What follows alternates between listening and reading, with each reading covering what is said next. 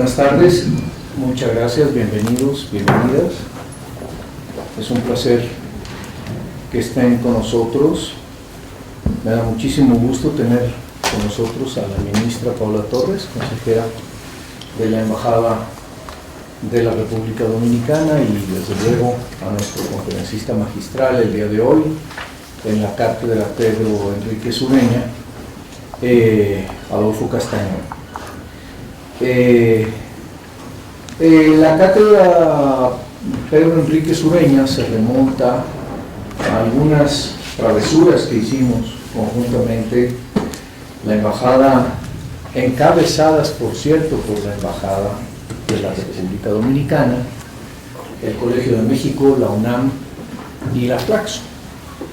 Y finalmente pues hemos logrado que podamos encaminar de cuando en cuando, con una periodicidad que esperamos que podamos estrechar, las actividades de la cátedra.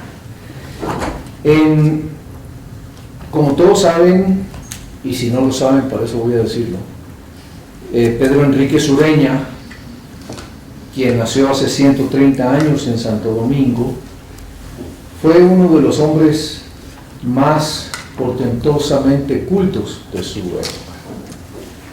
Fue uno de los primeros en considerar a América Latina como una región con una muy robusta producción intelectual y características únicas, diferentes a las que predominaban del otro lado del Atlántico, en España. Se puede decir que don Pedro fue uno de los intelectuales de comienzos del siglo XX que apostaron por unificar nuestra región, no solo desde la política o la geografía, sino desde su cultura, su pensamiento, su filosofía y su historia, y su literatura. Fue uno de los creadores del concepto de Latinoamérica, cuando en el siglo XIX solo se distinguían países individuales y no existía el concepto. Es decir, estábamos en el siglo XIX, todavía en un proceso de fragmentación del mundo colonial, más que de construcción de una región. Todavía apenas estaban construyéndose las naciones individuales. Vivió en México, en Estados Unidos, en República Dominicana y Argentina, donde por cierto fue gran amigo de Jorge Luis Borges y maestro de Ernesto Sábato. Y en México fue amigo de la generación de los contemporáneos, de Gilberto Owen, de Salvador Novo, de Renato Leduc, de José Vasconcelos y por supuesto del gran ensayista y literato Alfonso Reyes. Tenemos con nosotros, como ya lo señalé, a Paola Torres de la Cruz, ministra consejera de la Embajada de la República Dominicana en México, y pues a un gran escritor y miembro de la Academia Mexicana de la Lengua, Adolfo Castañón, quien nos hablará del tema que él ha presentado el día de hoy, que es la correspondencia cruzada entre el maestro Enríquez Ureña y Alfonso Reyes. Quisiera presentar a Paola Torres de la Cruz antes de darle la palabra. Ella cuenta con una licenciatura en etnología por la Escuela Nacional de Antropología e Historia. Es maestra en Género y Políticas Públicas contra la Desigualdad de la Universidad Autónoma de Barcelona y el CIESAS. Tiene también una especialización en resolución de conflictos de la Facultad de Ciencias Políticas en la Pontificia Universidad Javierana en Bogotá, Colombia. Ha ejercido cargos diplomáticos en Brasil, en Colombia, y ahora es la ministra consejera de la Embajada de la República Dominicana en México. En nuestro país se ha destacado por una actividad en el campo de las artes. Trabajó en el Consejo Nacional de la Cultura y las Artes y fue subdirectora del Museo de Arte Moderno Rufino Tamayo. Ella nos va a dirigir ahora unas palabras. Por favor, ministra. Buenas tardes. ¿Sí me escuchan bien? Porque yo tengo como voz muy quedita. proporcional a mi tamaño.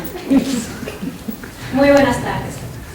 En nombre de la Embajada de la República Dominicana en México, agradecemos a la Facultad Latinoamericana de Ciencias Sociales, Flaxo, México, a su director general, Dr. Francisco Valdés Ugalde, y a su eficiente equipo por la generosidad de albergar la presentación de la conferencia del maestro Adolfo Castañón sobre su próximo texto, Correspondencia Cruzada, Pedro Enrique Sureña y Alfonso Reyes, actividad que inaugura en este espacio la Cátedra Pedro Enrique Sureña. Queremos agradecer de igual manera al personal de la Facultad de Filosofía y Letras de la Universidad Nacional Autónoma de México, que desde el inicio de las actividades de la cátedra en febrero de 2011 se ha distinguido por su amabilidad, compromiso y entusiasmo. 2009 fue el año de partida en el que la Universidad Nacional Autónoma de México, el Colegio de México, la Facultad Latinoamericana de Ciencias Sociales, Flaxo, México, y la Embajada de la República Dominicana firman el convenio para crear la Cátedra Extraordinaria Pedro Enrique Sureña, para abordar, a través de la participación de destacados especialistas, los diversos campos de interés que abarca la obra de Enrique Sureña, su vasta correspondencia con Alfonso Reyes, aunque no solo, la vigencia de su pensamiento político, su papel protagónico en el Ateneo de la Juventud, su periplo por los Estados Unidos, Cuba, México y Argentina, su intensa vocación docente y su impronta en la cultura hispanoamericana. Por este motivo, es tan grato reunirnos el día de hoy, como señala el maestro Castañón, en este acto propiciatorio para tan esperado epistolario. Justamente en un organismo como Flaxo, que desde su origen, a mediados del siglo pasado, fue concebido como un espacio regional autónomo para la producción de conocimiento, para la formación de investigadores, como un punto de encuentro, de diálogo y de cooperación. Enrique Sureña se hubiera sentido satisfecho de que este sea el lugar para hablar hoy sobre los temas que él consideraba fundamentales. Porque la cátedra fue pensada para reconocer la destacada labor que desarrolló Pedro Enrique Sureña en México y para propiciar el contacto entre los que estudian su obra y aquellos que por primera vez se acercan a ella. Para constituirse, como diría Enrique Krause, en uno de esos asideros tangibles imprescindibles para mantener presente su recuerdo, para que su obra se mantenga viva. Un asidero que permita dar cuenta tanto de la riqueza y diversidad de sus escritos, que van desde la historia, la filosofía, el ensayo literario, el periodismo político y el cuento. Pero también para dar cuenta de las sutilezas de esas estaciones espirituales que fueron definiendo su trayectoria vital. De ese escritor que el mismo Krause define como un hombre que nunca pudo anclarse completamente en tierra firme, como un marinero intelectual, de cuya estela queda el rastro en las tertulias en los puertos, en las cartas de los amigos, en sus múltiples travesías y en el mar. Este epistolario, que comienza con la obra de José Luis Martínez, permite dar cuenta de ciertos aspectos fundamentales en la obra y en la vida de Pedro Enrique Sureña. Su transhumancia, en clave de Heidegger, esa especie de transhumancia que le permite una lectura abierta del habitar. Pedro Enríquez pierde su hogar en sentido físico y simbólico cuando pierde su madre a los 13 años. La única manera de reencontrarla es a través de su obra. Pedro Enrique Sureña encuentra en las letras la única patria que nunca lo rechaza, el único lugar del que no se siente exiliado, el único que no desencanta su constante anhelo de pertenencia. También permite ver en su obra la sombra, o más bien el rastro de aquellos pensadores que fueron fundamentales para él y de su dominicanidad, porque como dice Bergson, un autor que también trabaja, Pedro Enrique Sureña, y cito, el presente solo se forma en el pasado y lo que se encuentra en el efecto estaba ya en la causa. Según Borges, Enrique Sureña engañó su nostalgia, su eterna y constante nostalgia de la tierra dominicana, suponiéndola una provincia de una patria mayor, América.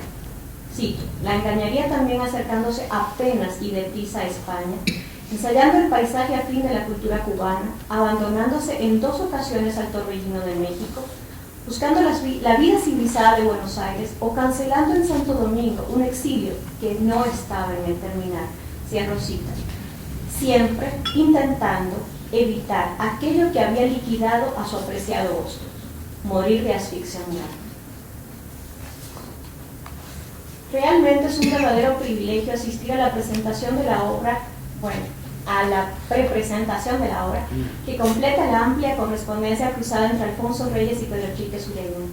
Los que conocen el importante trabajo que realizó el maestro José Luis Martínez con la publicación de las cartas que ambos enviaron entre 1907, un año después de que ellos se conocen, en 1914, el año en que por primera vez parte Pedro Enrique Sureña de su primera estancia en México, no pueden sino agradecer el prolijo y minucioso trabajo llevado a cabo por el maestro Castañón para dar a conocer la correspondencia que comprende desde 1914 hasta la muerte del maestro dominicano, cuando en 1946 su corazón se detiene en un tren que lo llevaba de Buenos Aires a La Plata.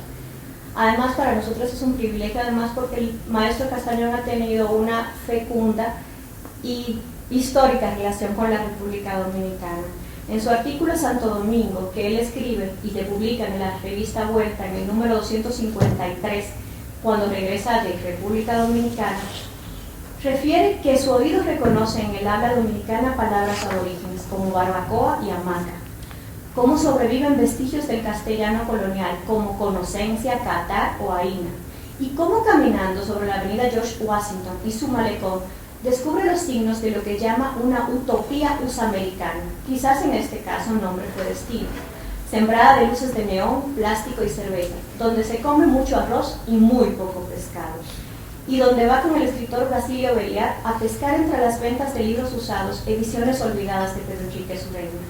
Por supuesto que supongo que continuará sus incursiones en la librería La Trinitaria, donde Virtudes Álvarez sigue siendo fiel a su humor irónico y sigue teniendo la virtud de poder hacer que coexistan en un reducido espacio la mayor oferta de la industria editorial nacional, los amigos, las tertulias, los muebles de hierro y cuerda plástica, que desde hace años están bien acompañados por mecedoras de madera.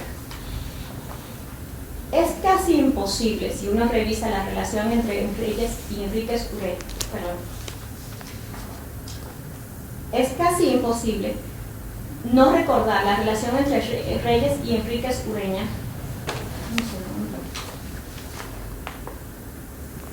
Perdón, sí, me estaba saltando un párrafo, con razón no entendía nada. Quizás nos podríamos preguntar en este momento por qué es importante, qué importancia extraña una correspondencia, justo en un tiempo en que estamos cada vez menos acostumbrados al género epistolar y para muchos de nosotros el papel de carta se ha convertido ya en un verdadero artículo vintage. Yo encontré algunas posibles respuestas en la reseña que, sobre el libro Correspondencia entre Alfonso Reyes y Octavio Paz, 1939-1959, de Anthony Stanton, escribe el maestro Castañón. Las cartas permiten de manera privilegiada, cito, asistir al diálogo de ideas y de voces, y de actos entre la lengua y el pensamiento, entre el idioma y la idea. El género epistolar hace posible avisorar la vida de la sombra personal del que sustenta la obra. Cuando Castañón habla de cómo la correspondencia entre Reyes y Paz deja traslucir la devoción, la inteligencia, la capacidad y la admiración entre ambos, es casi imposible no recordar la relación entre Reyes y Enríquez Ureña, entre Alfonso Reyes y Enríquez Ureña. Las cartas de un joven Paz son extensas y elocuentes, las de Reyes son breves y llenas de observaciones que, con cariñosa diligencia, orientan al discípulo amigo en sus primeros libros, Libertad bajo palabra y El laberinto de la soledad. Y sí, hacen recordar a ese Pedro Enrique Sureña que es amigo y preceptor imperioso, que lo empuja sin reposo y sin piedad a estudiar más, a corregir y a pulir cuanto escribía, a desconfiar de su facilidad, a endurecerse, a encontrar el tiempo para estar en la calle y en la vida, y saberlo todo al mismo tiempo, como bien cita José Luis Martínez. También a ese amigo que provocó en Reyes, de manera simultánea, respeto y devoción, a quien le pide, a pesar de su carácter directo y a veces cortante, tan alejado de la diplomacia, de las sutiles formas mexicanas, que lo cuide y que lo construya, que exorcice de su escritura la imprecisión, cito, las palabras que por querer significar mucho, nada significan. El discípulo, Reyes, pasa a su vez a ser el maestro, el mentor o el hermano mayor, y con la misma generosidad y sobriedad, sin muchas expansiones verbales, guía y estimula al alumno en el que reconoce su propio fervor, devoción y rigor intelectual. Las cartas vienen a ser también un termómetro de la intensidad y calidad de una relación. Como dice Castañón de Reyes, ese gran escritor de cartas sabía que estas vienen de ser como esas conversaciones de la mesa, cito, de la mesa de al lado, cuando el que habla esfuerza la voz para que además del que come en su compañía, también lo escuchen los demás. Y es el mismo sentimiento que probablemente guió a Pedro Enrique Sureña cuando decidió enviar de manera periódica toda su correspondencia al historiador dominicano Emilio Rodríguez de Morici para que éste se convirtiera en su depositario. Y confirma, según José Luis Martínez, una idea omnipresente en Enrique Sureña. Cito, que ninguna obra intelectual es producto exclusivamente individual ni tampoco social, sino que es obra de un pequeño grupo que vive en alta tensión intelectual, que trabaja de manera persistente, constante y seria. Lo que hemos conocido hasta ahora del epistolario entre Alfonso Reyes y Pedro Enrique Sureña nos ha permitido conocer, o presentarnos de primera mano, una etapa fundamental de la vida del México moderno. A pesar de que ninguno de los dos participó de manera activa en la vida política del México de principios del siglo XX, es imposible comprender sus vidas y sus obras sin el telón de fondo del porfiriato que llegaba a su fin, de la eclosión de la Revolución Maderista, del régimen de Victoriano Huerta y de un México que vertiginosamente se transformaba social y políticamente.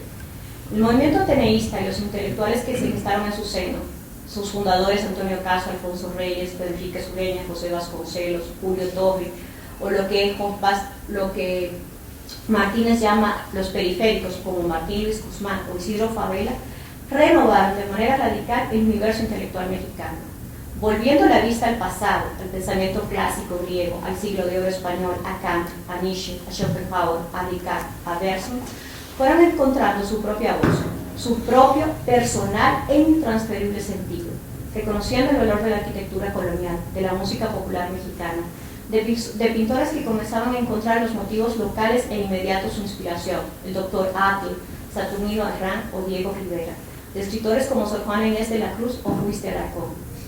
Afortunadamente, esperamos que este largo tiempo de espera llegue a su fin y podamos volver a escuchar sus voces. Muchas gracias.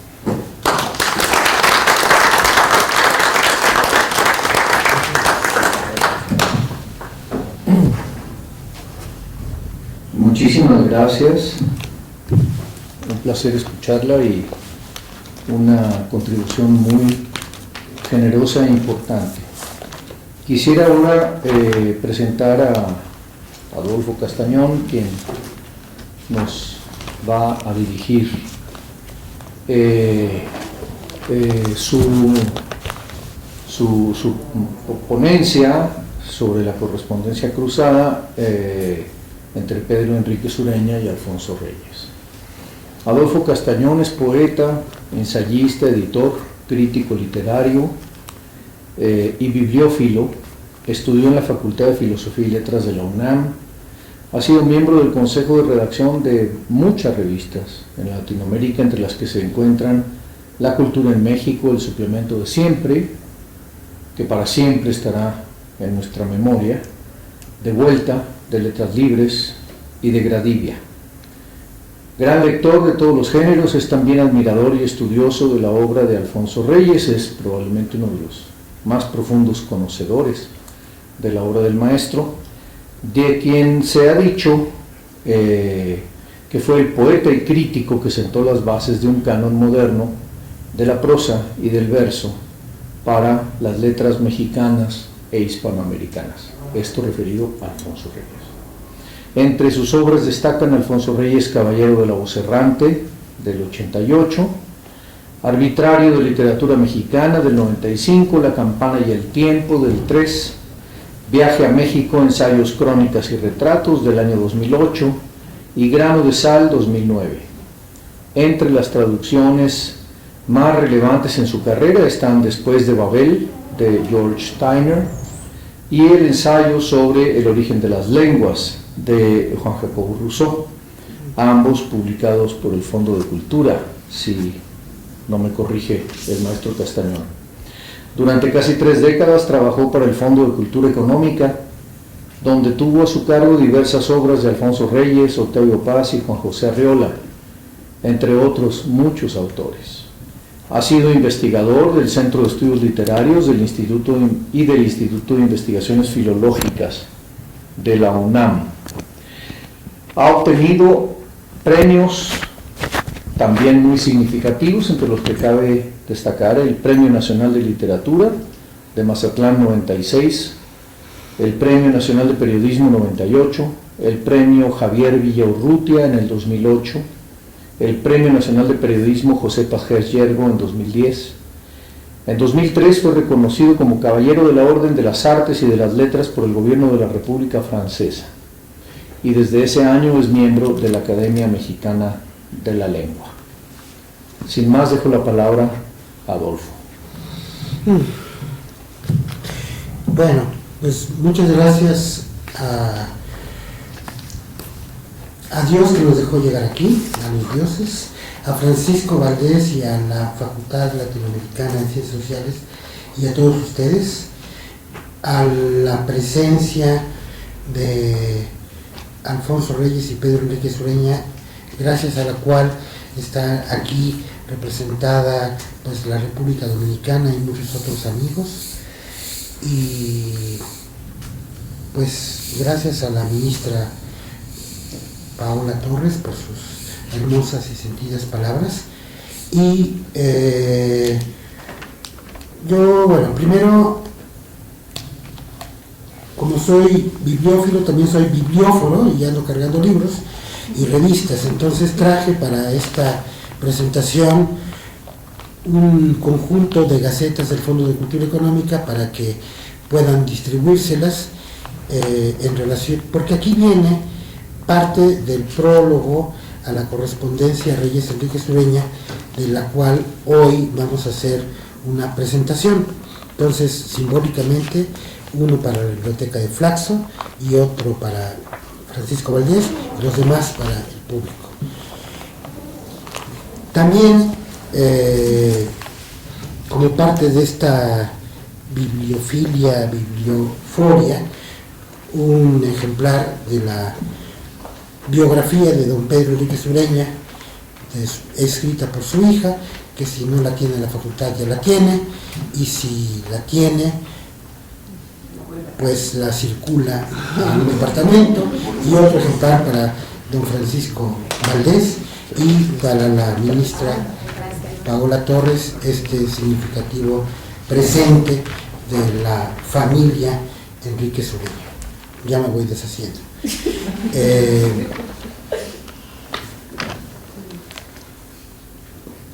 No es, bueno, primero, de nuevo, gracias a Pedro Cote y a el señor embajador Fernando Pérez Menem y a Alicia Reyes y a José Luis Martínez, que en realidad es el, digamos, la causa eficiente, para decirlo en términos aristotélicos, de esta presentación. Y voy un poco al grano.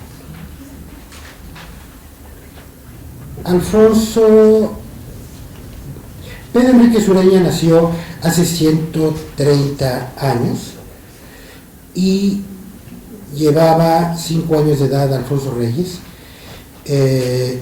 y fue su hermano mayor y tutor de alguna manera de Reyes, y entre los dos establecieron un binomio muy notable de reciprocidades, exigencias, responsabilidades y redes familiares, redes políticas, redes literarias, redes artísticas, y ese establecimiento de esas redes se puede tocar, se puede oler precisamente en la larga correspondencia que sostuvieron a lo largo de casi 40 años, desde 1907 hasta 1944. Don José Luis Martínez hizo la primera edición de las 113 cartas de estos dos fundadores de la cultura moderna en Hispanoamérica,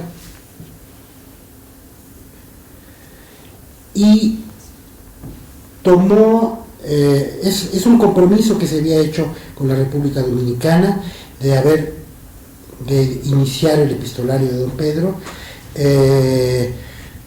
Lo terminó en 14 y después otras tareas distrajeron a don José Luis, pero finalmente,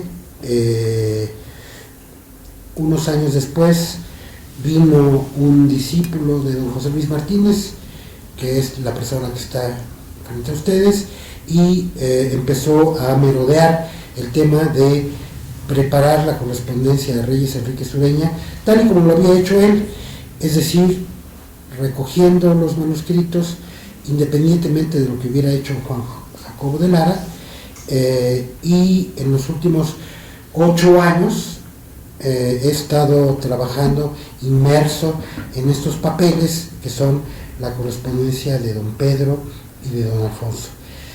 Decía la ministra que la carta es un tema en cierto modo arqueológico, pero que tiene un gran valor, y en efecto habría que pensar que en el año de 1914, cuando yo tomo esta correspondencia, pero también antes, el escribir una carta implicaba un gran esfuerzo físico, no solo por escribirla, un esfuerzo de concentración, sino también un esfuerzo de llevarla al correo, un esfuerzo emocional de pensar cuándo iba a llegar, y es admirable cómo este esfuerzo sostenido se da en el caso de Reyes y Pedro Enríquez Ureña con una fidelidad y una asiduidad verdaderamente asombrosa, terrible, diría yo. Se escribieron alrededor de 500 cartas. El conjunto de cartas que yo he anotado con la asistencia de dos investigadoras, que son Isaura Contreras, que ahora está en Berkeley, y Amadil Hernández, está en México. Este conjunto de cartas asciende a 359, que sumadas a las 113 que publicó don José Luis, pues nos dan un universo de 500 cartas. De esas 500 cartas de esas 359, hay 136 de Reyes, 223 de Pedro. Hay muchas que se perdieron, hay un lapso, además, hay lapsos en los cuales hay huecos en la correspondencia que nos obligaron a llenarlos. Por ejemplo, cuando estaban juntos, es obvio que cuando alguien está con un amigo, pues no le va a escribir, ¿verdad? Pero también hubo al final, después del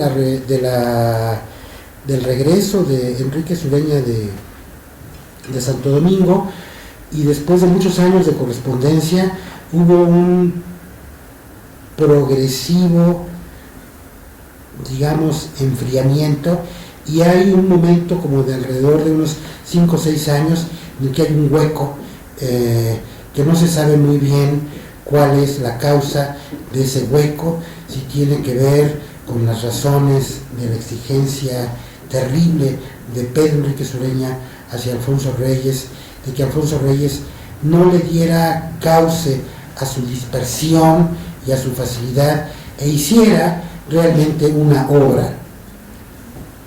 Cosa que es una voz que no solo decía Pedro, sino que recogen en cierto modo Borges y Bioy Casares en el libro de memorias de Adolfo Bioy Casares, en relación con la idea de que Reyes, aunque es un gran escritor y es el mayor escritor, el fundador de una escritura moderna, periodística, plástica, ágil, paradójicamente, y en esto Enríquez Ureña tiene un eco, por ejemplo, en nuestro amigo Hugo Iriar, paradójicamente, Reyes no había dejado ninguna obra maestra.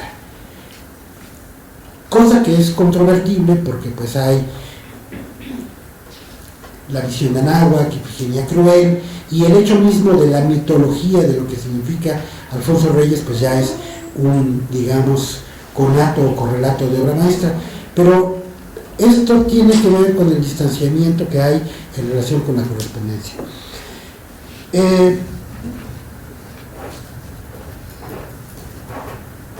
Voy a leer, antes de dar lectura a un tramo del prólogo, porque no, el prólogo a esta edición, que va a tener como unas 3,000 páginas, y esto que tengo aquí es la versión miniatura, es decir, las 60 y tantas páginas del prólogo con las cartas citadas en el prólogo, que es un libro como de 300 páginas. Antes de leer el prólogo, un fragmento del prólogo, quisiera, haciéndole caso a nuestro admirado y querido amigo George Steiner, entregar a ustedes no tanto una presencia del cartero, el editor, el que envuelve el regalo, no importa, lo que importa es el regalo. Un editor finalmente es una persona que envuelve un regalo y lo hace hacer lucir muy bonito, pero lo que importa es el regalo, y en este caso lo que importa es la letra, la voz, la palabra, tanto de Pedro Enríquez Ureña como de Alfonso Reyes. Y les voy a leer 2 cartas de Pedro, una carta de Pedro y una carta de Reyes, que es una de las cartas centrales que tienen que ver con un tema central en relación con la trascendencia de ambos y del compromiso de ambos en relación con la cultura hispanoamericana. Es una carta en la cual lo que está en juego es la primera bibliografía que hará Pedro Enríquez Ureña de Rubén Darío, y el entorno en que esto se da en el año de 1916, recién muerto Darío. También en clave personal, pero compartida, expreso que esta carta fue escrita el 8 de agosto de 1916, y el 8 de agosto, salud, es una fecha simbólica para mí, porque yo nací el 8 de agosto, pero también para los mexicanos, porque el 8 de agosto nació Emiliano Zapata. Entonces, estamos en plena Revolución Mexicana. Pedro Enríquez Ureña escribe a Alfonso Reyes una carta en la que, siguiendo la metodología de José Luis Martínez, yo me permití hacer un resumen de cada carta, no solo por el placer de resumir, sino también porque el hacer resúmenes de las cartas nos permitió, o va a permitir el día de mañana, en cierto modo, leer la correspondencia a través de los resúmenes y poder darle un seguimiento al contenido del texto de una manera un poco más práctica. Pero me voy a dar lectura a la carta número 194, escrita por Pedro Enríquez Ureña, Alfonso Reyes, el 8 de agosto de 1916, desde Nueva York. Voy a leer algunas de las notas, no todas, porque si no... Alfonso, recibí tu Rubén Darío. Habría mucho que explicar y aclarar. Por ejemplo, la cita de Darío. Tú, acostumbrado a las exposiciones, hasta aquí manuscrita, el resto de la carta está escrita a máquina, eruditas, en que se deja al lector deducir las diferencias. No comprendiste que el lector de nuestro tiempo no puede establecerlas entre tus elipsis narrativas y las fantasías de Rubén. Se refiere Pedro al ensayo de Reyes, Rubén Darío en México, muy importante ensayo, que será publicado en la revista Nuestro Tiempo, Madrid, junio de 1916, donde, dice Reyes, he hecho un gran negocio, oyes, ese automóvil que piafa a la puerta del hotel, es un automóvil que se alquila por $50 y yo lo he obtenido por 45. Este gran negocio digno de la historia es fama que lo realizó antes Rubén Darío en las horas de mayor escasez. Sigo con Pedro. En fin, que para una narración tampoco narrativa resulta muy duro lo que se dice de Santiago Argüello, representante de Bolivia. Y usas el mexicanismo presentar presentar a. Y aquí es típico de Pedro que todo el tiempo le está jalando las patillas, las orejas a Alfonso de que esto es muy mexicano, esto es un vulgarismo, esto es fácil. Y el tono de esa exigencia es al mismo tiempo un tono profundamente amoroso y amistoso, porque las verdades solo se dicen entre amigos, y un verdadero padre es el que no teme regañar a su hijo, y un verdadero amigo es el que no teme decirle las verdades a su amigo para que crezca, como lo sabría Montaigne. Sigo con Pedro, pero algo le queda al trabajo. Lo que se entiende se lee con gusto, suele ser animado, tiene incidentes muy divertidos, y me parece bien la franqueza de escribir lo que le dijo al cura. Lo que le dijo al cura es a Rubén Darío. El cura le dice a Rubén Darío: oiga, Rubén Darío, me han dicho que en su escuela se escribe o se habla así. Y entonces Rubén Darío le contesta al cura: señor cura, con todo respeto, yo no tengo escuela, no sea usted pendejo. Estos elogios no son para componer lo anterior. Cuando leí tus primeras páginas me divertí, digo, apenas pasé del ambiente, pero las páginas finales me convencieron de la falta total de unidad. El título, El Valle Inaccesible, es excelente. Pedro se refiere ahora al fragmento 2 del ensayo, Rubén Darío, etc. Now to business. Tu mamá le escribió a Rodolfo que en México le decían que aquí podrían conseguirse con Martínez Sobral los periquillos que quieres. Se refiere a la separata del artículo El Periquillo Sarmiento y la Crítica Mexicana, publicada por AR en la Revue Hispanique, París, 1916. La obra se incluye en la tercera serie de Simpatías y Referencias, y Reyes, que estaba exiliado en ese momento, necesitaba urgentemente este instrumento para autopromoverse. Los periquillos que quieres, Martínez Sobral dijo a Martín que ni siquiera conoce las ediciones. Escribe Vázquez del Mercado, CO, a Castro, apartado 1100. Juan Ramón, o sea, Juan Ramón Jiménez, que me parece amigo, buen amigo, aunque sea andaluz, como tú dices, me pide los estudios griegos para Calleja a vistas.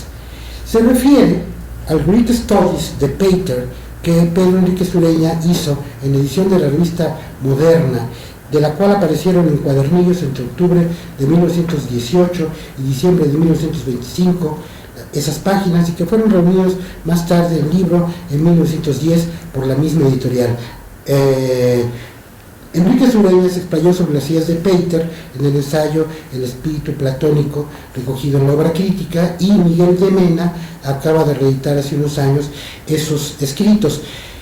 Y vale la pena detenerse en Pater o Pater, porque es uno de los descubridores del clasicismo y de la Grecia, que van a tomar como modelo Reyes, Vasconcelos, Enrique Sureña, José Enrique Rodó, y Pater va a ser el gran evangelizador pagano, más que Nietzsche, de estos escritores. Y Pedro hizo una traducción magistral de estos estudios griegos. Lástima que Pedro no haya traducido más. Entre paréntesis, mucho más adelante va a traducir el diálogo dedicado a Platón, de los diálogos en el limbo, de George Santayana, ya en Losada.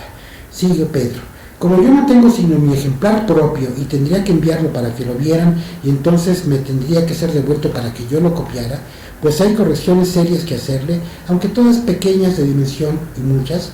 Te ruego que tomes los cuadernos que tienes en mi traducción y se los des a Juan Ramón, explicándole que el total son 300 páginas justas de las mismas que tú posees. Esa edición nunca se haría. Recibí todo lo de Menéndez Pidal. Me parece muy importante el estudio sobre la crónica general. Me señala muchos puntos nuevos en la materia épica. El dato sobre la diferencia posible entre cantar y romanza es interesante, aunque se renueva la discusión sobre el origen, quizás independiente de los romances. Y aquí una nota muy importante: Menéndez Pidal será una de las personas que salude el libro de la versificación rítmica de Pedro Enríquez Ureña más adelante. De la misma manera podríamos decir que Menéndez y Pelayo había admitido en el Parnaso de la poesía hispanoamericana a la madre de Pedro, la insigne Salomé. Sigue Pedro. ¿Has visto el trabajo de S.G. Morley en la última Romanic Review sobre romances? ¿Qué se piensa de ese trabajo en el centro? ¿Y qué se piensa del de Lang? Ese Lang es el escritor interesado en temas griegos, del cual se va a hacer después muy adicto, años más adelante, o paralelamente, Jorge Luis Borges. Mi bibliografía de Darío para el folleto de la Sociedad Hispánica se funda en estos datos. Y se arranca ya dando las fichas. Primer libro, primeras noticias, epístolas y poemas, 1885, entiendo que se reimprimió después con el solo título, y así lo digo, pero tengo dudas. No me importa, se trata de una cosa para yanquis y no tengo el delirio de la exactitud bibliográfica. Demasiado he hecho en materia tan enrevesada. Sigue toda una lista de libros en primeras ediciones sueltas de Rubén Darío, que nos hace ver que este monstruo del joven Pedro Enríquez Ureña, que en 1916 tendría unos 30 años, llevaba una especie de archivo caótico con la obra de Pedro, con la obra de Rubén Darío, y este archivo caótico va a ser valiosísimo porque gracias a ese archivo caótico se va a poder hacer la bibliografía de Rubén Darío mucho más adelante. No me voy a detener en toda la carta a propósito de Rubén Darío, pero sí quisiera decir algo, y es que Pedro Enríquez Ureña no pudo conocer o no quiso conocer a Rubén Darío porque salió huyendo de la disipación dionisiaco-alcohólica de Rubén Darío en sus últimos años.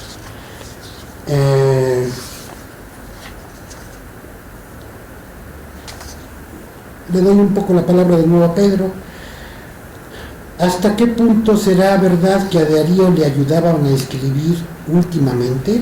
Hay tantas leyendas en torno suyo, que Salomón quiere escribir sobre los que tuteaban a Rubén, los que se retrataban con Rubén, los que dieron dinero a Rubén, y así sucesivamente. Ricardo Pérez Alfonseca, poeta a veces malo, pero a veces autor de cosas buenas como la Oda de un Yo, es el secretario de quien se dice que dijo que le escribía crónicas a Rubén.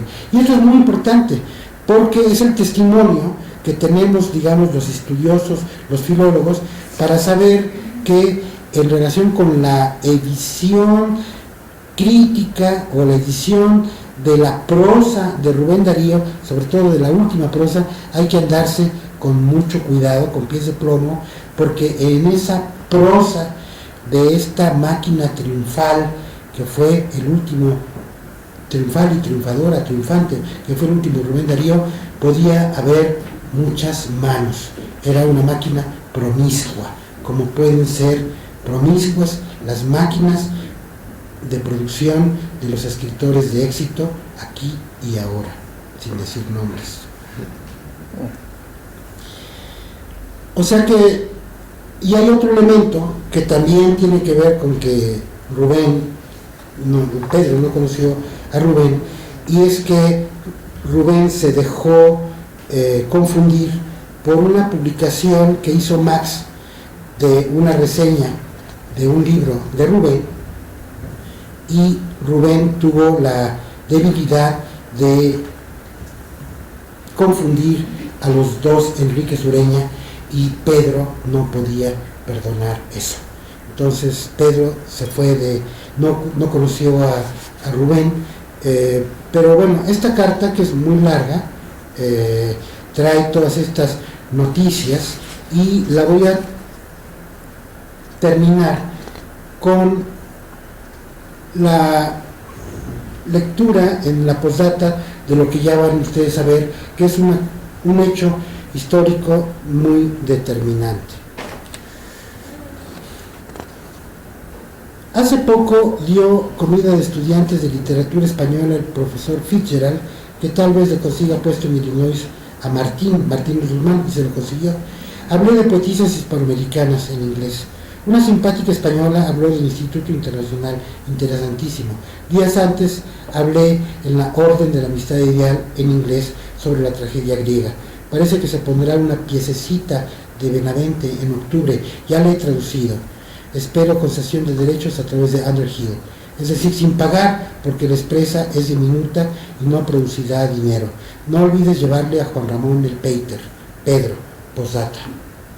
Se me olvidaba. Mi padre es presidente de Santo Domingo, desde el 21 o 24 toma posesión yendo desde Cuba.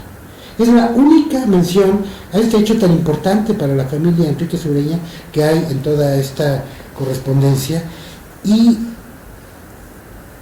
es muy significativo la forma en que Pedro tiene de ponerlo en una postdata y en una forma casual. La nota es que a Pedro de alguna manera este episodio de la presidencia del doctor Enríquez Carvajal fue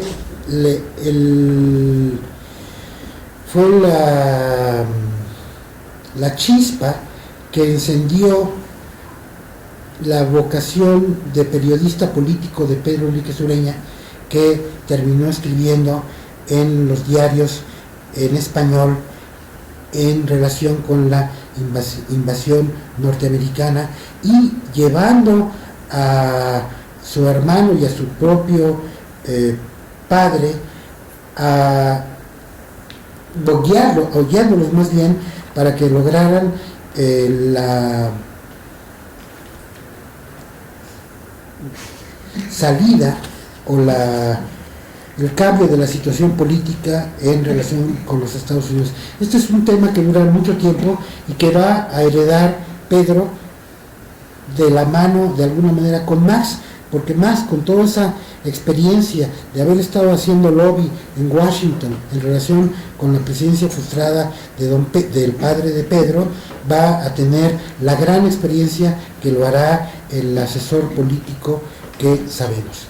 Y entonces este es, digamos, un ejemplo de la forma en que escribía Pedro, y le voy a dar ahora la palabra a la forma en que escribía don Alfonso, y después me daré la palabra a mí mismo un poquito.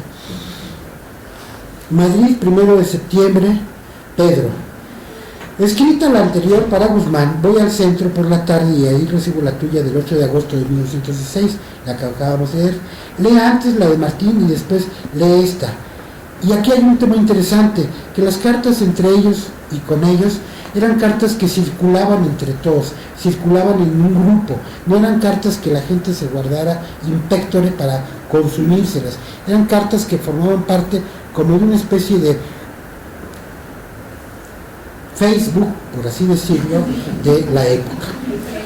Ante todo, recibí también la carta de los libreros neoyorquinos.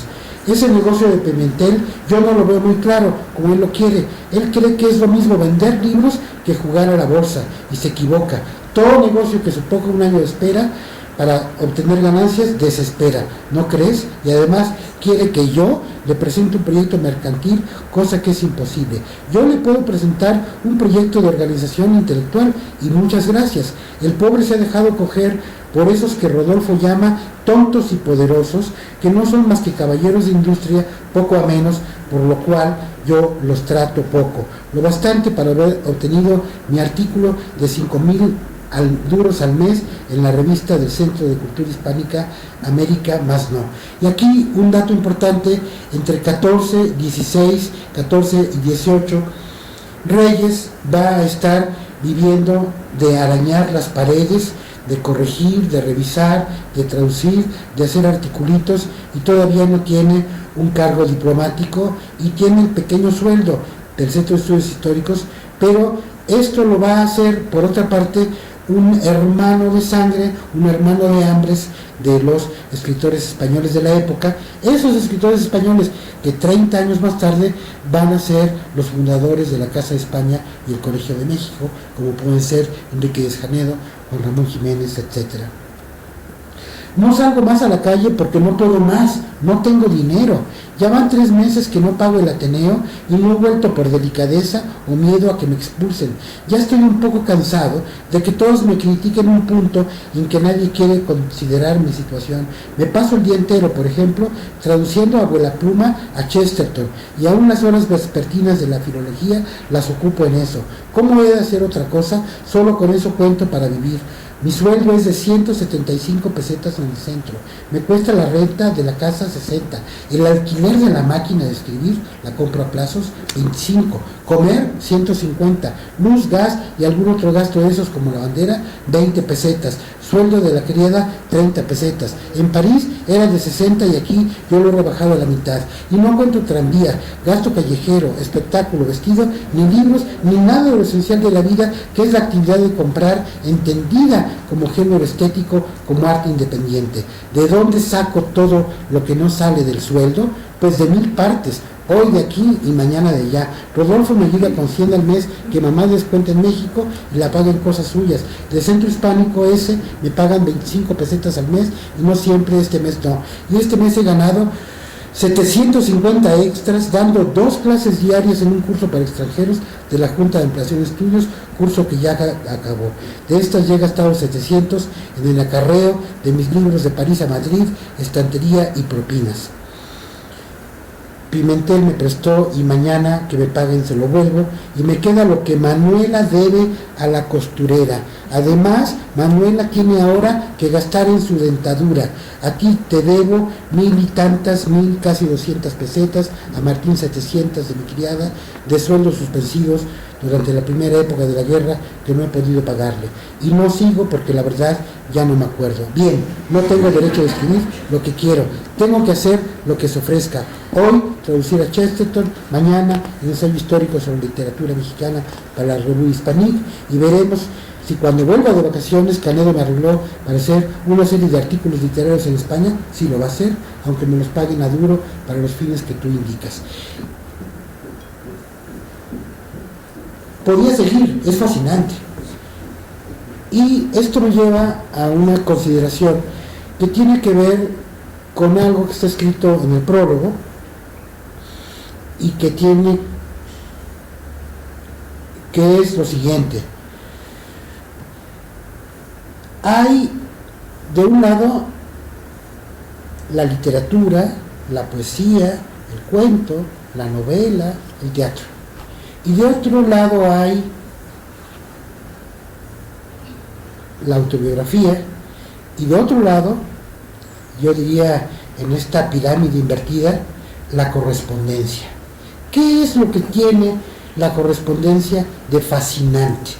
Lo que tiene la correspondencia de fascinante es que la correspondencia no es una construcción literaria, no es un juguete intelectual, no es una pieza de ingenio. Una carta es un hecho. Una carta es un testimonio, es un documento, y por eso los evangelios son cartas, y por eso Bolívar escribía cartas. Y en este epistolario vamos a ver que este hecho, que es una confesión refrendada, validada por el otro, porque eso es muy importante, esta corrección mutua, porque Reyes no le puede mentir a Pedro Enríquez Ureña y Pedro Enríquez Ureña no le puede mentir a Reyes. Tienen que decirse las cosas, pero se las van diciendo de manera muy administrada, con mucho tacto. Por ejemplo, el poner en la postdata, en la carta del 8 de agosto de 1916, la noticia de que, pues se me olvidó decir que mi papá es presidente, ¿no? Las cartas, como decía yo al principio, o hace un momento, no eran cartas privadas, sino eran cartas que leían, que releían los miembros de un grupo, de una sociedad, de una familia. Y hay muchos momentos en los cuales se ve que las cartas de Alfonso Reyes, contando, por ejemplo, la vida cotidiana de lo que sería la alta cultura y la alta política en Madrid, ya cuando es diplomático, en los años 20, en Madrid y en París, se convierten en una especie de bocado de cardenal, en una golosina para el pequeño grupo de argentinos que va a cultivar Pedro Enríquez Ureña en Buenos Aires, sin todavía saber claramente, aunque ya lo presiente, que en cierto modo lo que está haciendo es educar a los que van a ser los amigos de Pedro, los amigos de Pedro que van a ser los amigos de Alfonso.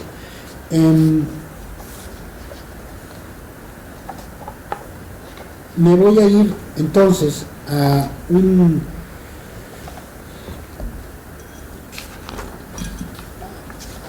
explorar un poco la parte de un fragmento de mi introducción, que tiene que ver con otro detalle, otra dimensión de este documento que yo diría humanísimo, en el sentido plural de la palabra, ya lo verán. Siguiendo la férrea disciplina que lo caracterizó desde sus años de juventud, el ritmo de trabajo a que se sometía Pedro Enríquez Ureña era extenuante y lo hacía aparecer envuelto en un sonambulismo constante, como le cuenta a Reyes en 1917. Como lo cuenta Reyes en 17, Pedro va en carrera lanzada al agotamiento si continúa así. Las fatigas se agudizan y Pedro le anuncia a su amigo que lo acaban de operar de la nariz, carta 229, en Estados Unidos. La hemorragia subsecuente a la operación los debilita mucho. Poco después en Berkeley vuelve a sentirse mal por consejo de los médicos, se opera de las amígdalas, se desata una hemorragia aún mayor que la subsecuente de la operación anterior, pero no se inmuta. Supongo que la muerte por hemorragia es una de las más tranquilas. Carta 229 de 1921. En junio 24, durante la travesía hacia Argentina, ya fuera de México, Pedro se vuelve a enfermar, pero esta vez se le inflama una vena del brazo como consecuencia de lavar los pañales del bebé Natasha en la travesía, pues que Isabel era incapaz de mojarse las manos. Se llega a hablar de amputación, carta 340, y desde Buenos Aires, diciembre de 25, se queja de nuevo a su amigo.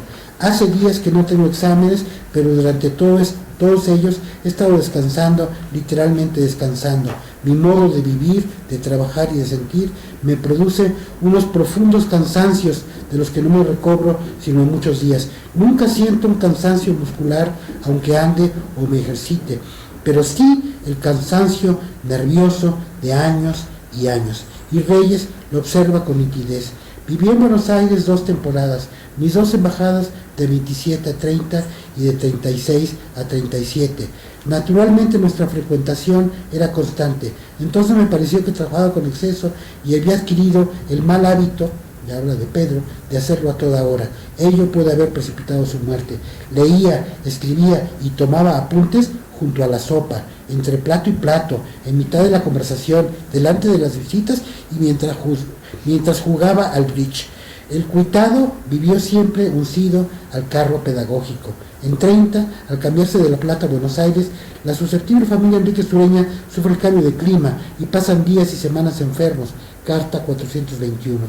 Pedro se ve obligado incluso a cambiar de dieta, deja de comer carne y se alimenta de pescado. Todo lo que ingiere es blanco y blando, como la dieta que tendrá después Borges, de quien se hace muy amigo en Argentina. Por si fuera poco, la fragilidad psicológica de una Isabel aislada casi completamente del medio argentino solo puede redundar en la fatiga crónica de Enríquez Ureña, que además de sus clases era secretario del Instituto de Filología, colaborador de varias publicaciones dentro y fuera de la Argentina, consejero de asociaciones artísticas como la Sociedad de Amigos del Arte, animada por su amiga Nieves Gonet de Rinaldini, que era una musa que quería una relación apasionada con Reyes, y hay un epistolario no tan secreto entre Nieves y Reyes. Nieves vivía abajo y maestro enteramente disponible, como han dejado registros sus numerosos discípulos e hijos intelectuales adoptivos. Ya Francisco mencionó a Ernesto Sábato, pero también hay que mencionar a Raimundo Lida, a Daima Mayón, a Enrique Anderson Imbert y a uno de los niños que se quedaron en la escuela esperándolo cuando murió, Saúl Yurkiewicz.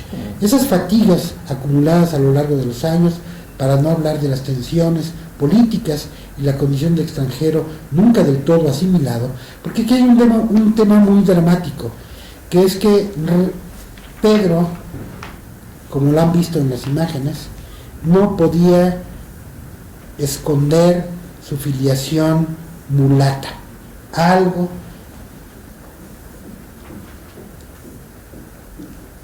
que pesó tanto en México como en Argentina. Y en Argentina, donde no en balde hay muchos alemanes, un racismo y un aristocratismo furioso, hizo que discretamente Pedro nunca tuviera el lugar que debía ocupar y que fuera siempre el personaje que estaba dando clases en un colegio de las orillas, aunque la alta aristocracia intelectual como Victoria Ocampo, Borges, Bioy, lo recibieran cuando se fundó la Revista Sur. Pero las primeras veces que Pedro toca a la puerta de Victoria Ocampo, la servidumbre ni siquiera se atreve a decirle a Victoria Ocampo que ahí está ese señor de color oscuro, y eso pesó muchísimo en la implantación o en la ambientación del dominicano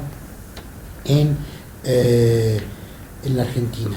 Pero Pedro, de cualquier forma, tenía un alma metálica capaz de vencer dificultades y atravesar escollos.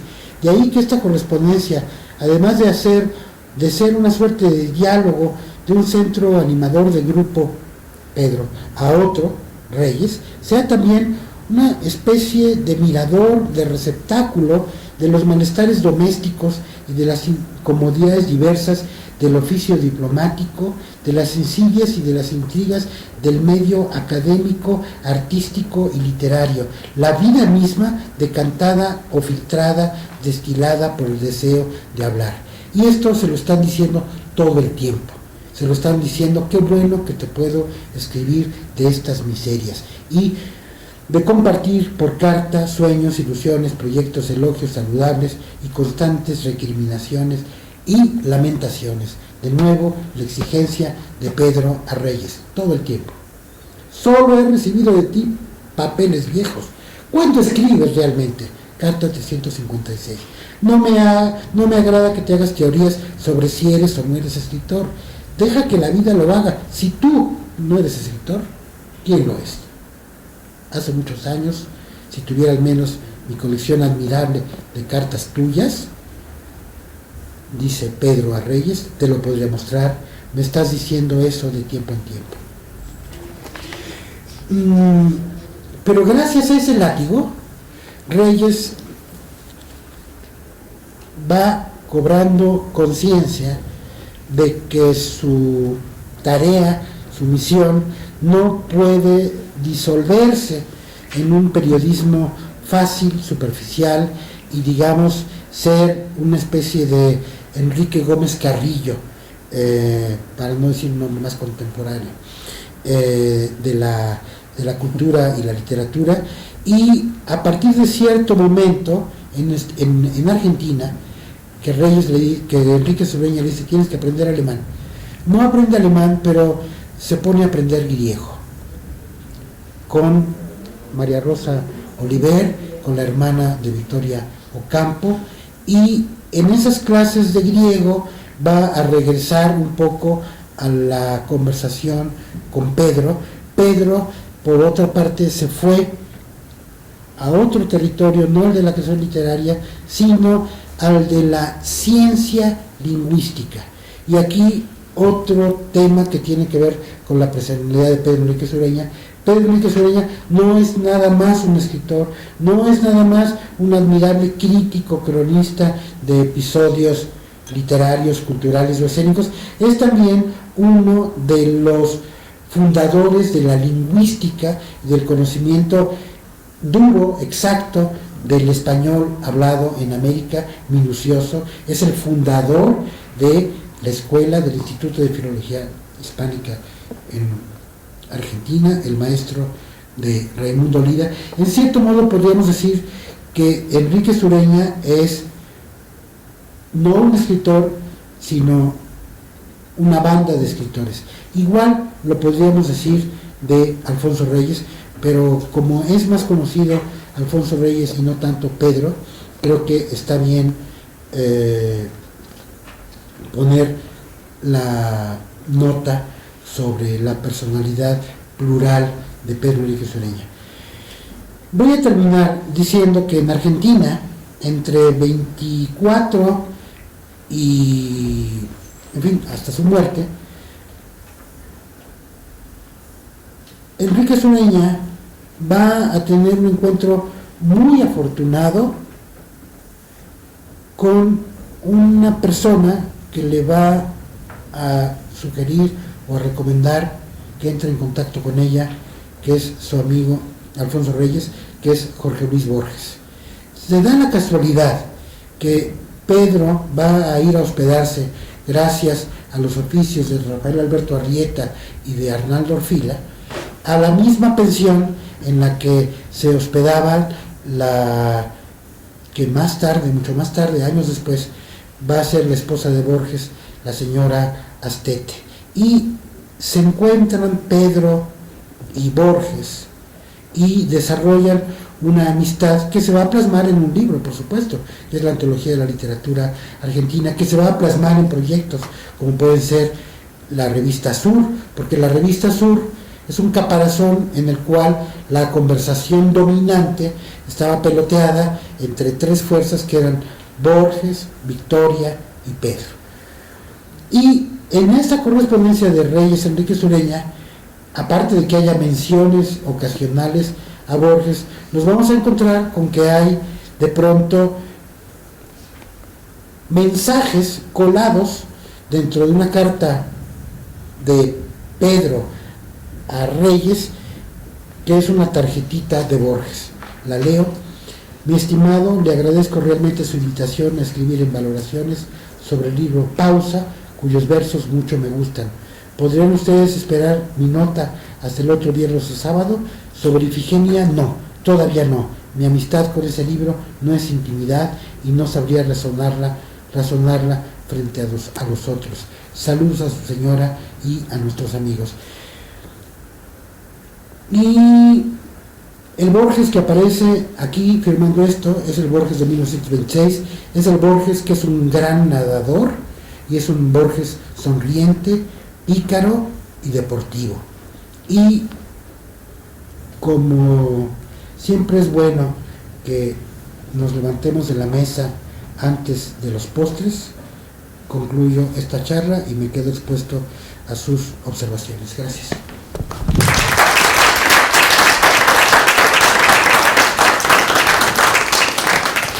Muchas gracias, Adolfo, por esta magistral y erudita presentación. Y bueno, pues sería momento de observaciones, comentarios y preguntas por parte de los asistentes y desde luego de nuestra invitada de la Embajada Dominicana.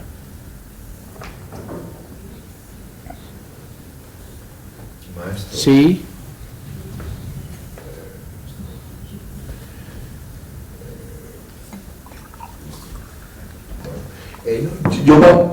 Yo quisiera preguntarle cuáles eran los amigos colombianos, tanto de Reyes como de Pedro Enríquez Ureña, ¿no? Y qué tipo de relación tenían ellos dos con Colombia. Ahora sí que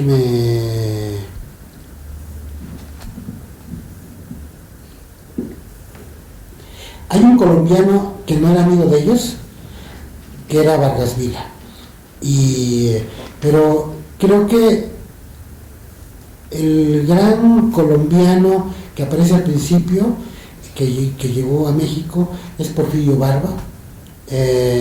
Después están los escritores de éxito, como pueden ser Isaacs. Y creo que la figura de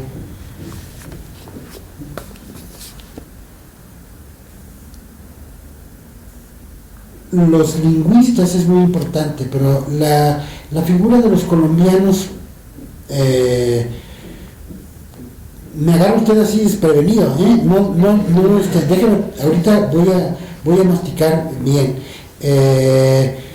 pero creo que la amistad de Pedro y de Alfonso, bueno, Alfonso tenía muchos amigos colombianos porque de hecho cuestiones estéticas se vendió casi toda en Colombia, y en Colombia hubo grandes admiradores de Alfonso Reyes. Uno de los poetas colombianos que tuvo que ver con México y que tiene correspondencia con Carlos Pellicer es Germán Pardo García, que creo que en algún lado aparecen.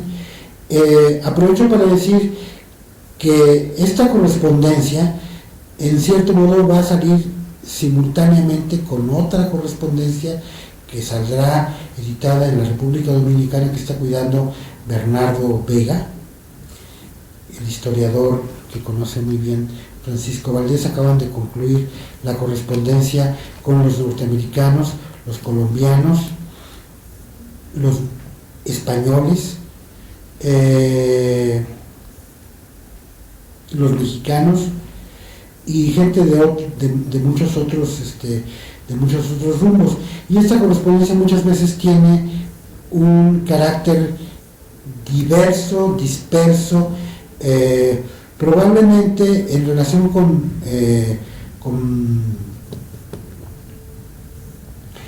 Pedro Enríquez Ureña puede haber personas que estuvieron formándose en Colombia, relacionadas con el Instituto Caro y Cuervo y con los discípulos de Cuervo. En el momento contemporáneo hay un colombiano muy señalado, que es Rafael Gutiérrez Girardot, que ha escrito, el Colegio de México acaba de publicar este libro, que es la comparación entre la idea de utopía en Alfonso Reyes y en Pedro Enríquez Ureña, y es una comparación, digamos, muy...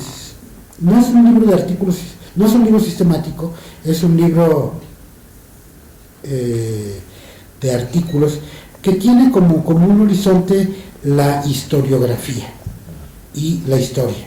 Bueno, otro amigo pero es más joven que Reyes, es Arciniegas. Que Arciniegas no es un escritor que le vaya a gustar mucho a Pedro, porque Arciniegas es un escritor de alguna manera demasiado periodístico para los rigores ascéticos y puritanos de un Pedro Enríquez Ureña. Por supuesto hay un escritor que es Sanín Cano, que pues está ahí y que forma parte de alguna manera de los lugares textuales por los cuales hay que pasar, hay que saludar. Asunción Silva también está mencionado, pero yo sentiría que en relación con el tema de Colombia, lo que está más presente sería la historia. Y entonces ya me iría yo a la idea de que Colombia es el baluarte, de alguna manera, de la cultura católico criolla y del ethos que Enríquez Ureña va a desarrollar en sus teorías a propósito de la historia del arte y de la historia de la cultura en Santo Domingo y en México. Y en ese sentido, Colombia y Venezuela forman como un continuo en relación con este trasfondo del ethos, que pues le permite a Pedro hacer algo que creo que es muy importante, que es la propuesta de una idea cultural de que la modernidad pasa por América Latina. O sea, la modernidad no es un accidente que le haya tocado a América Latina. ¿Por qué? Porque Europa se vuelve moderna a partir de que hay un señor, Michel de Montaigne, que ve que la crueldad de Europa se refleja en la crueldad de América. Y cuando ese señor, Michel de Montaigne, toma conciencia de eso, Europa deja de ser el viejo continente para convertirse, digamos, en un continente abierto, y el porvenir de Europa, lo saben bien Reyes y Enrique Sureña, no está en Europa, está en América. Y esa idea de que el porvenir, la modernidad, digamos que si la escuela de Frankfurt nació en Frankfurt, pero tuvo su primera primavera en los Estados Unidos, su segunda primavera o su verano lo tiene en América Latina. O sea, América Latina no es un accidente en la modernidad, y yo creo que eso es algo que tienen con muchísima fe y documentación tanto Reyes como Enrique Sureña, al dar conciencia de que tenemos que estar de alguna manera trasvasando nuestras herencias ciegas, arcaicas, remotas, a una conectividad, a una fluidez, que es la fluidez de la modernidad. Pero tú ibas a decir algo. No, iba a preguntar exactamente lo que acabas de responder. Bueno, ahí, como tema de esto, creo que habría que decir que Pedro Enrique Sureña en 1940, ya no me detuve en eso, por las carambolas de que él siempre mantuvo, así como tuvo esta correspondencia con Reyes, mantuvo la correspondencia con los profesores norteamericanos, con Marden puntualmente, pero con otros especialistas e hispanistas, y con quienes había sido compañero en Minnesota, en Chicago, en Nueva York, en California, en los años entre el 16 y el 23 de su doctorado. La sorpresa es que hacia 1940 va a llegar una especie de premio Nobel de las Humanidades, que es el ser llamado a ocupar la cátedra Charles Eliot Norton en Harvard, que es como una especie de doctorado honoris causa o de premio Nobel de alguna manera. Fue el primer escritor hispano que ocupó la cátedra Charles Eliot Norton. Después le ocuparían Borges y Octavio Paz. Y a semejanza de Borges, Pedro Enrique Sureña daría todas sus 9 lecciones y el resto de conversación en la Eliot Norton en un fluido, impecable, agradable, encantador inglés, porque Pedro hablaba fluidamente inglés desde los 14 y los 15 años. Y voy a leer algo de mi pequeño prólogo relacionado con la Eliot Norton, porque cuando lo nombran, lo distinguen con la Eliot Norton en Argentina, esa Argentina que había sido tan austera, digamos así, con Pedro Enrique Sureña, de pronto lo reconoce. Lo reconoce cuando Pedro tiene 60 años, y me voy a permitir una pequeña excursión al prólogo. En septiembre de 1940, Pedro Enrique Sureña recibe de la Universidad de Harvard una invitación para ocupar la prestigiosa cátedra Charles Eliot Norton. Es el primer hispanoparlante convocado a ese eminente sitial. T.S. Eliot, C.M. Bowra, Igor Stravinsky habían sido algunos de los titulares que lo presidieron en esa prestigiosa designación junto con Albert Einstein y Gilbert Murray, entre otros, después Calvino, Octavio Paz. El tiempo disponible del dominicano para atender el prestigioso compromiso es limitado, pues tiene que regresar a Argentina a continuar sus compromisos, pero antes quiere pasar a La Habana para estar con la familia. La revista Sur, la Universidad Popular Alejandro Korn, la editorial Losada, el Instituto de Filología de la Universidad de Buenos Aires y el Colegio de La Plata le brindan banquetes y despiden al profesor al partir de Buenos Aires rumbo a los Estados Unidos. Todo eso está contado en la carta 466. En el banquete, su amigo Francisco Romero lo llama buen americano. Confer, palabras americanas en las despedidas de un buen americano. Y años más tarde, Jorge Luis Borges, al prologar su obra crítica, habla de Enrique Sureña como un americano ejemplar y como un maestro que enseña con el ejemplo. Bajo el emblema del pabellón americano, cabría citar a Reyes, que supo pasar, como dice Borges, de un país a otro y estar íntegramente en cada uno, en su inmemoria. Esta vocación americana está relacionada a Enrique Sureña con su conciencia de que, como le había dicho a Reyes en la carta 353, yo no soy contemplativo, quizás no soy un escritor en el sentido puro de la palabra, siento una necesidad de que mi actividad influya sobre las gentes aún en pequeña escala, y en París yo podría hacer cosas mías, pero estaría lejos del campo de acción que me atrae, que es América. Y por eso fundará en La Plata, en 1929, la Asociación de las Artes con Alejandro Korn, Sánchez Viamonte y otros. Nunca dejará de participar en empresas colectivas que aspiraban a inventar o reinventar la sociedad, y la utopía se acompasa e incorpora como un calendario paralelo y una agenda hospitalaria para recibir a los otros. En la balanza de la Universidad de Harvard se mantiene el equilibrio, y si Pedro Enrique Sureña fue distinguido en 1940 con la prestigiosa cátedra Charles Eliot Norton, no hay grabación, por cierto, ya lo averigüé, que más tarde ocuparían Borges y Octavio Paz, de ellos sí hay, sabrá conceder a Reyes poco después un doctorado honoris causa que va a recibir a la propia Universidad de Harvard, Reyes, durante el rápido viaje que hace para recoger la que le otorga en New Orleans la Universidad de Tulane. La estafeta y el relevo son evidentes. Por donde pasa uno, Pedro, ha de seguir el otro, Alfonso. En Harvard le dice Alfonso Reyes a su amigo: encontré por todas partes tu recuerdo y creo que me hospedé en tu mismo departamento en Dunster House. Sí.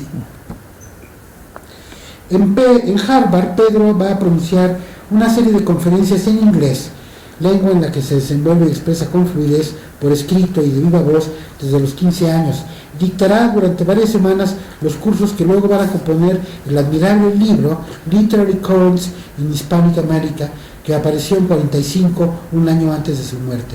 La cultura universitaria norteamericana reconoció a Enrique Sureña como un hijo pródigo que volvía al hogar coronado por laureles. En Harvard hizo amistad con José Rodríguez Feo, el cubano, amigo de Lezama Lima, quien dejó un hermoso y admirado testimonio de esos días en que Pedro lo adoptó.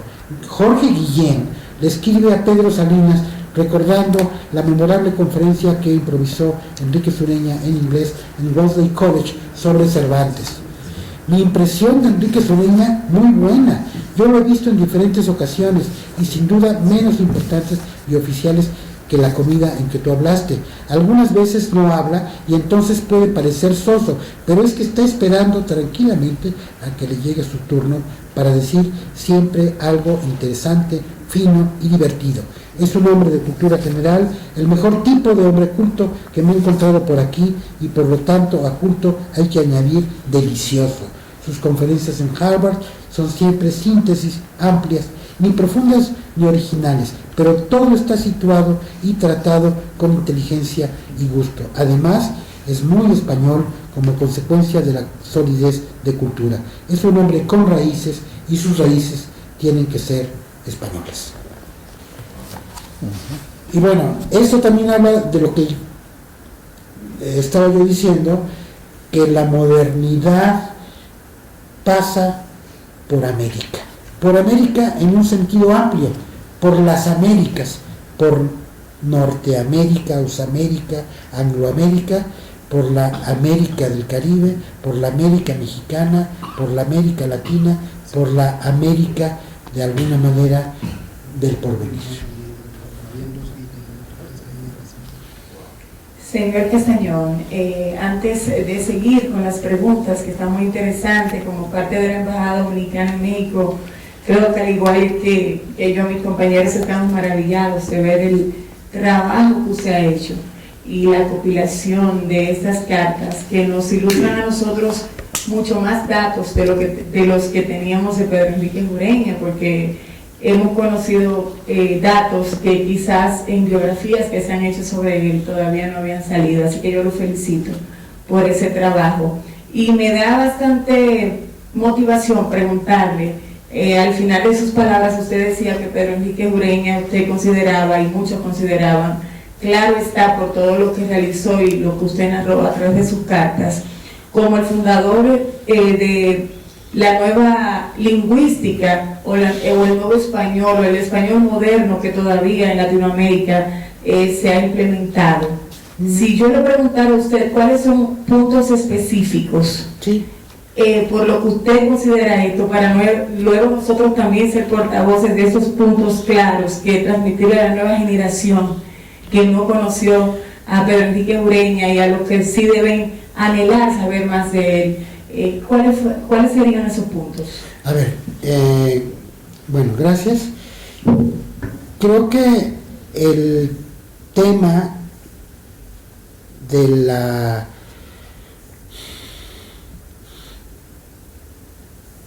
estudio del español hablado en América lo documentó Enrique Ureña en varios artículos que están en los tomos de sus obras completas, frustradamente completas 3 veces, ojalá que ya ahora salgan bien. Pero el punto central tiene que ver con esto. España, la generosa España, es una potencia lingüística, es una potencia cultural y lingüística que se derramó culturalmente y verbalmente en América, y que sembró el habla española y castellana en todo el cuerpo del continente. También, por razones muy sui generis y políticas oficiales, es curioso que España es el único país de Europa que tuvo la capacidad de reconocer a sus colonias una personalidad cultural. No lo hizo Francia, por supuesto no lo hizo Inglaterra, no lo hizo Alemania, no lo hizo Holanda, no lo hizo Italia. Solo España fundó, por las razones que se quieran, unas academias que ahora forman parte de un conglomerado. Enrique Ureña no fue académico, Maxi, pero no le hace falta. Lo que hizo Pedro fue hacer un mapa lingüístico de las formas en que se habla el español en América y tratar de hacer un registro científico sistemático que en el Instituto de Filología de Buenos Aires tendría discípulos, Raimundo Lidas uno, y en México habría un discípulo español de alguna manera de Pedro Enrique Ureña, que es el eminente maestro don Juan M. López Blanch. En el número actual de la revista de la universidad que está corriendo, yo tengo una entrevista que le hice a don José G. Moreno de Alba sobre el tema del español hablado en América. Entonces, la forma en que Pedro va diagramando, cuadriculando o proponiendo una cuadrícula, más bien, para el estudio de las formas del español hablado en América, va a tener una gran posibilidad intelectual y científica. Y entonces, en ese contexto, Pedro, por supuesto que es un precursor, es un fundador, es un abrepuertas, pero no solo eso, sino que al hacer esto paralelamente a una consideración de las formas lingüísticas con las formas culturales, las formas artísticas y las formas políticas, se nos va convirtiendo en una especie de, perdón por la hipérbole, pero no hay otra, de Humboldt o de Goethe, de gran cosmógrafo de la cultura americana. Y en ese contexto, no es que haya unos loquitos que hemos estudiado a Pedro, que tenemos una devoción por X casualidades o debilidades, no, es que ahí hay una conjunción de saberes lingüísticos, literarios y culturales. Una de las últimas cartas que tiene Pedro a Alfonso es una carta en la que le pide a Reyes que por favor le haga llegar a un lingüista muy connotado que es Ángel Rosenblatt una tabla de las castas que aquí había en México.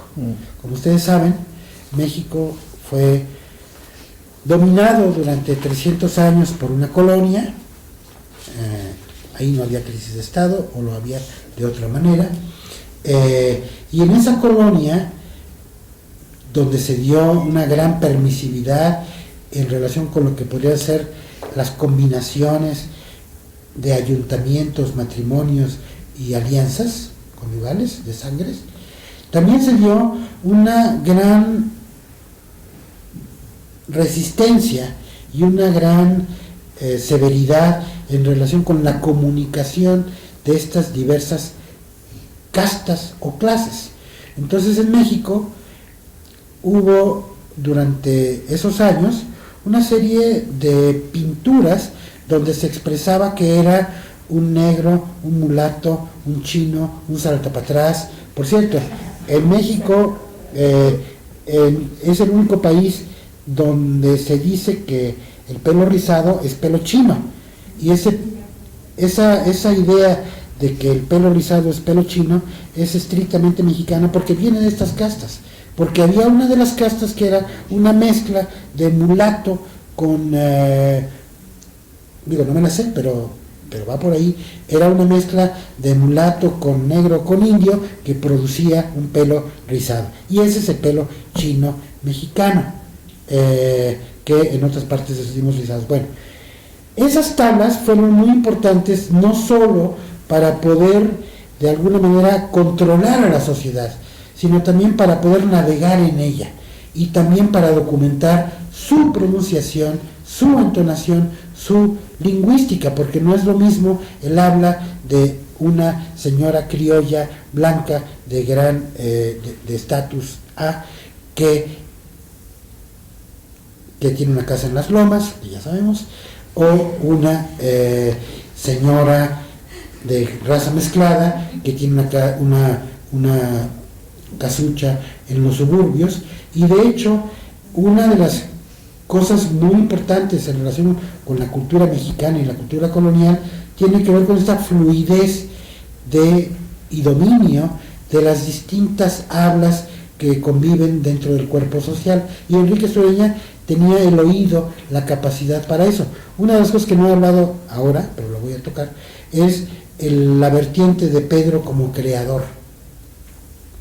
Pedro es, aparte de todo, un escritor, y escribió unos cuentitos que nadie ha leído todavía, o bien, que son los cuentos de Nana Lupe.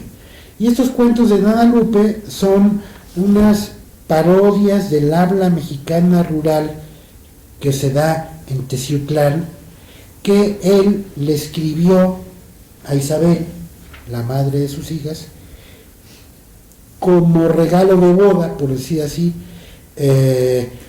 porque Isabel le contaba todas estas cosas en los momentos en que hay que contar esas cosas, y el regalo de Pedro para Isabel fue escribirle estas historias, que son unas historias en las que convive lo costumbrista,